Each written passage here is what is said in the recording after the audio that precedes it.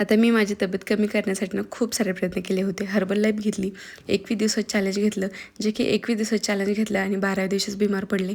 Dieting करणं म्हणजे उपाशी राहणं असंच मला वाटत होतं आणि अक्षरशः मी उपाशी राहिले आणि बिमार पडले. त्याच्यामुळे माझी डायटिंग सुटून गेली. त्याच्यानंतर माझ्यासमोर गोड पदार्थ कोणी आणले किंवा भात दिसला तर मी डायटिंग विसरून जाते आणि प्रत्येक वेळेस माझी डायटिंग तुटते. परत लक्षात येते की नाही, आहोची तब्येत माझ्यापेक्षा खूप कमी आणि मी त्यांच्यापेक्षा खूप वेगळी दिसते, म्हणून परत मी डायटिंगकडे वळते. प्रत्येकजण मला म्हणतो की तूच खाती का, नवऱ्याला काही देतं की नाही.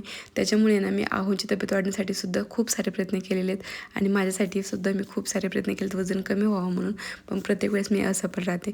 पण ह्यावेळेस मला असं वाटतं की मी असफल राहणार नाही, कारण परत एकदा मी चॅलेंज घेते 21 दिवसाचं वजन कमी करण्यासाठी, जे की प्रत्येक टिप्स मी फॉलो करणार आहे. पहिल्यासारखं बिमार नाही पडणार, व्यवस्थित सगळं काही फॉलो करूनच मी आता 21 दिवसाचं चॅलेंज घेणार आहे आणि 21 दिवसामध्ये काय फरक पडतो आहे, काय होते, हे सगळं काही मी तुमच्यासोबत शेअर करणार आहे. प्रत्येक वेळेस मी आरशात पाहिलं की मी स्वतःला म्हणते नाही, मी व्यवस्थित आहे, पण जेव्हा अचानक पाहिलं ना तेव्हा मला कळतं की नाही, माझा पेटारा जो आहे ना तो बाहेर आलेला आहे.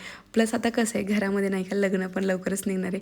लय चिली मी देवर की बारात या गाण्यावर आपला डान्ससुद्धा करायचा आहे. ह्या गोष्टी सगळ्या काही ध्यानात घेऊनच मला वजन कमी करायचं आहे, कारण भाऊजीचं लग्न आता तर नाही पण पुढच्या वर्षी नक्कीच होईल.